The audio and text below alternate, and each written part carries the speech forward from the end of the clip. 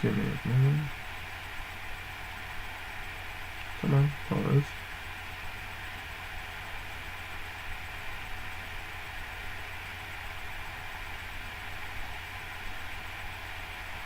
Getting it started. Here we go.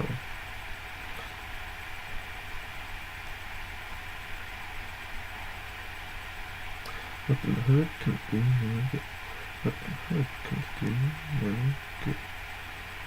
What the hood can do, never get.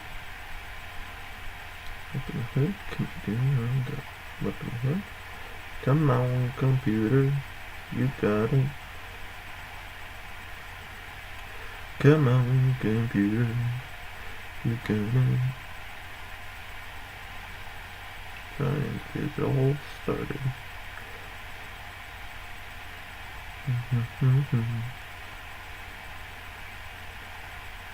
Work on it thumbnail, just give me un momento, por favor. Gander.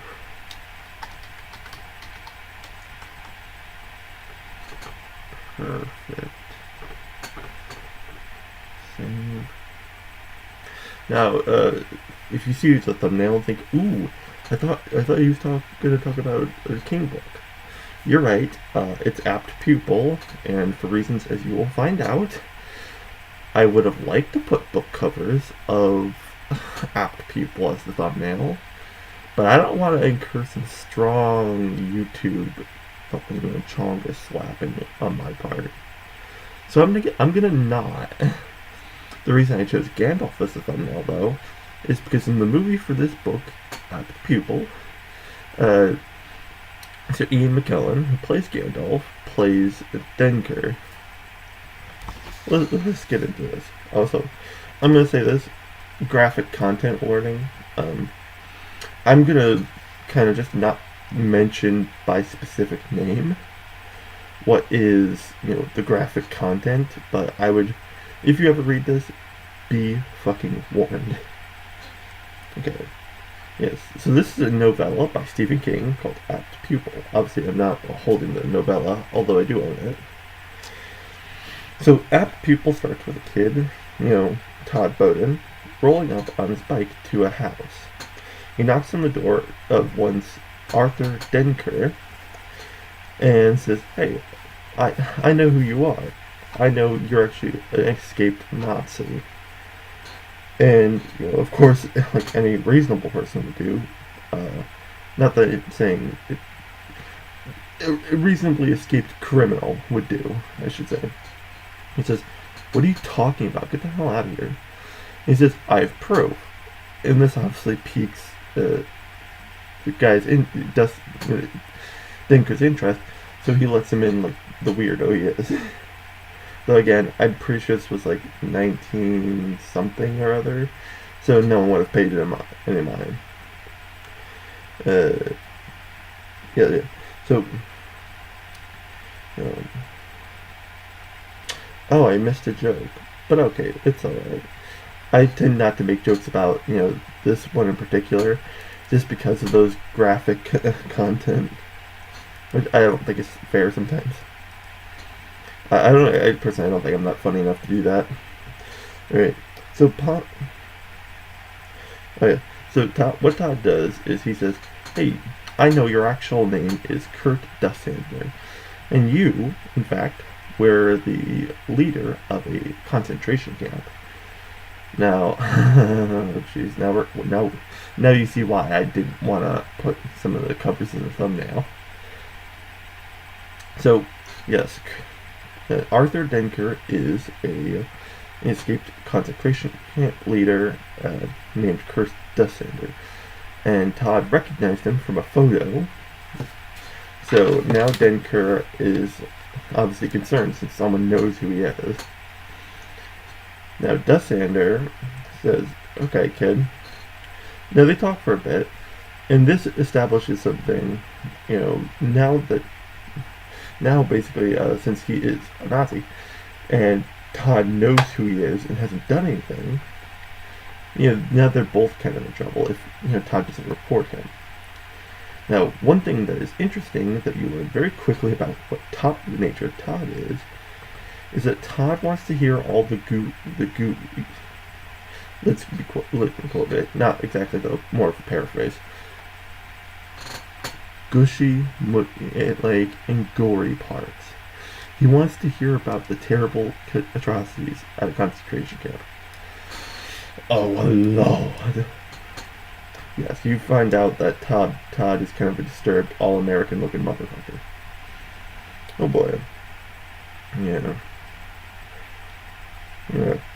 So after no, for instance, I find it interesting that it's really Kurt Dessinger is kind of repressing all the things he did, but by telling Todd, it's kind of reawakening the thing that was inside him. Oh, I'm sorry. As if it was laying dormant for a number of years. What I also thought was interesting was there's a connection in this book. So Kurt, you all seen Shawshank Redemption? In it, one of the characters in it, Andy Dufresne, he is actually, or was actually, the accountant of Kurt Dussander. I thought that was fun. It's a little keen and passion of mine to put stuff like that out. Okay. Yes. Oh boy. Now, after a while of these visits, which Todd allays any suspicion with his parents by telling him he's reading to the old man. Sorry. He's reading to them. Todd begins to have nightmares, and this impacts him in school, so his parents are considerably worried. But, and this is one of the dreams that is very Law and Order SVU graphic. But, again, I'm not going into that because I don't want to, incur a big chong to someone else. Also, hopefully this video gets age restricted, so just because I don't want to have to deal with any problem explaining all that stuff to them. Alright. Now, yep. And so does Kurt. Yeah, Kurt has a bit of nightmares. Though, I think his are more of a PTSD nature as opposed to Todd. Todd's just figuring out what the monster he is.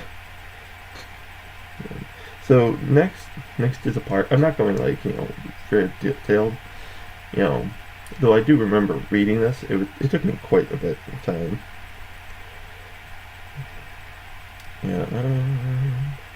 Now, for the most part, both of them actually confront their nightmares, and because this is having an effect on Todd's schooling performance, he wants to avoid a kind of anything just giving to his parents, because it's all about secrecy. That's what most of this book is. It's like secrecy of what they're doing. So, as Dussander dives into alcoholism and all that neat, fun little addiction stuff, because he's already smoking at the time, now it increases. Okay. Now, because of this, he has to school Todd, but also he has to impersonate Todd's grandfather to a teacher. Yeah, and I think at some point it slipped that his grandfather lives in San Reno. I think it's San Reno. This all takes place in California, which is sometimes an oddity, as in the main Kingian universe, a lot of it takes place in Maine and adjacent New England states. But Todd and it's quite weird. Todd Bodine, I thought it was weird.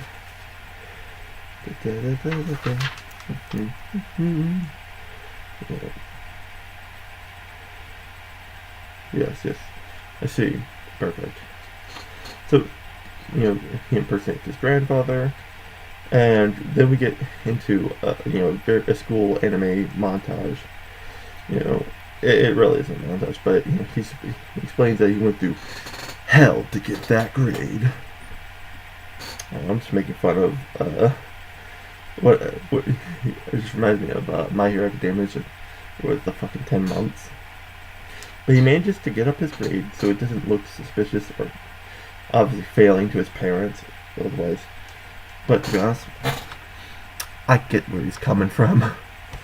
So I hope I don't have to have a Nazi do this with me. Yeah. Now, towards the end of like Todd's middle, I think he's in high school. I'm not certain though. I can't remember the timeline of ages, but yeah. So at some point, Todd takes an interest in marksmanship, which is a fancy little way of saying he likes to take a gun and shoot for accuracy, right? You know, I don't know, again, this might be a little controversial, but yeah, I don't think guns are necessarily evil. I just don't think you need high-powered ones. But marksmanship, kind of like any other sport, always has its sets of rules. Obviously, the little serial killer, all-American boy we got going on here doesn't do so. See, he takes he actually wins an award for his marksmanship. Not a good thing, because funnily enough, we understand it's like the Alfred Hitchcock bomb under the table. We, the readers, know that whenever he picks up a new skill, it's not for good. He's eventually going to use it for evil. Thank you, phone. Like, but everyone else is like, oh, he's taking interest in marksmanship. You know, he's gonna have fun. He's gonna win awards. But we, the people who might have even watched Criminal Minds and don't read the story, no, oh boy, no, it's not. This is not gonna end well. And our suspicions are proven correct, because in an experimentation of his urges, let's say that, he takes shots at a highway. Now, we don't remember him explicitly killing anyone, but he did get out of Dodge real quick, and he didn't do it for quite some time after that.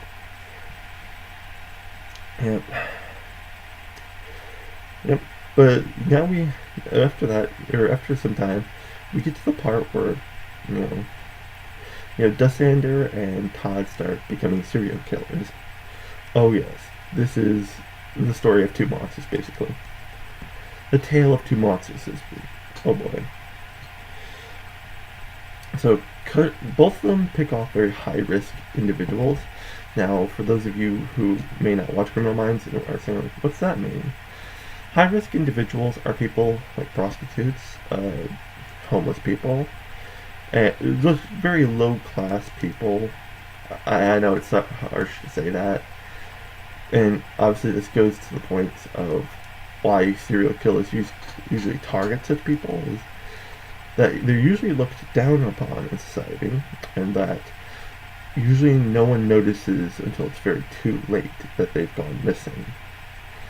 And that's why usually some serial killers might tend to kill them, is because of those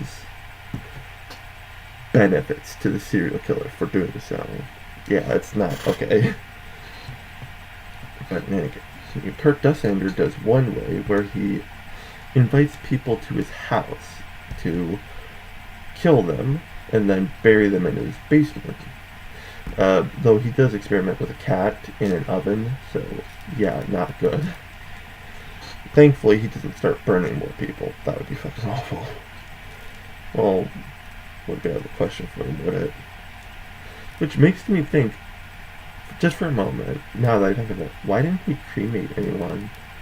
Obviously, like, a cremation requires a lot of heat and energy, and, like, certain preparations, but, like, I don't know, might have been something he would do, given his prior work experience. But Todd takes doing a different thing. He tends to kill, just out in the open, in deserted areas.